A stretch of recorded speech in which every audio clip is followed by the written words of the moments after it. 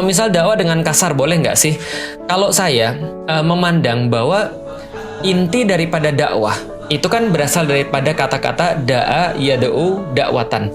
Artinya adalah mengundang, artinya adalah mengajak. Maka ketika Allah menyampaikan di dalam Al-Qur'an, ud'u ila sabili rabbika bil hikmati wal mau'izatil hasanah wajadilhum billati hiya ahsan.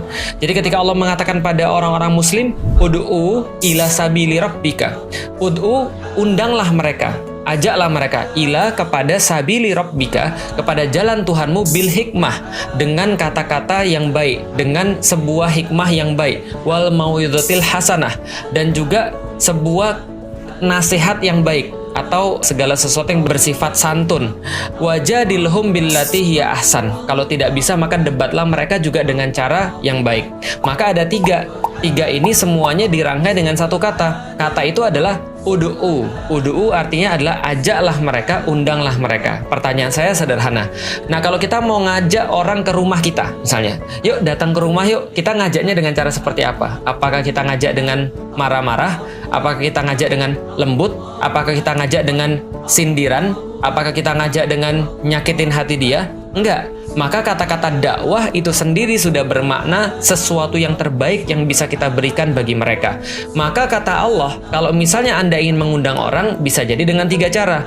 Bisa jadi dengan hikmah yang baik, atau misalnya menurut orang-orang dakwah bilhal, dengan perbuatan kita, dengan kita berlaku baik, dengan kita tidak nyolong, dengan kita tidak maling, dengan kita tidak menyakiti orang lain secara fisik, memperlakukan diri kita dengan baik, dengan penampilan kita. Ini dakwah bilhal, dakwah bil hikmah. Yang kedua bisa jadi dengan kata-kata. Kebanyakan dengan kata-kata. Mau'izatil hasanah itu kan semacam tausiah, semacam nasihat, semacam sesuatu pengajaran yang baik. Nah, jadi mengajarkan pun dengan cara yang hasanah, dengan cara yang baik. Hasanah ini apa? Segala sesuatu yang dipahami universal sebagai cara yang elegan. Nah, lalu kemudian kalaupun harus debat, tidak boleh debat dengan cara yang kasar. Wajadilhum billati hiya ahsan. Dan juga debatlah dengan cara yang lebih baik lagi. Nah, kalau misalnya tausiah pun dengan cara yang hasanah, kalau misalnya jadilhum, mendebat mereka dengan cara yang lebih baik lagi.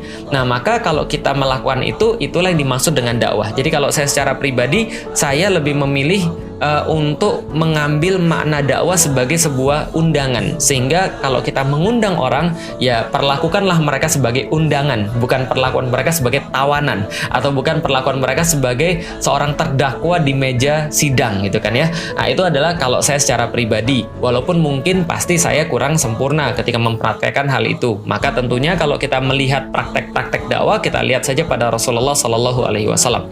Bagaimana kalau ada yang berdakwah dengan cara yang kasar?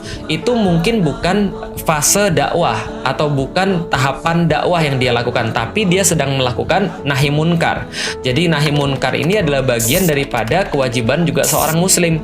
Nahi munkar ini bisa jadi kadang-kadang dilakukan dengan kata-kata yang baik seperti Musa pada Firaun, bisa juga dilakukan dengan cara yang tegas, cara yang tegas, keras gitu kan ya.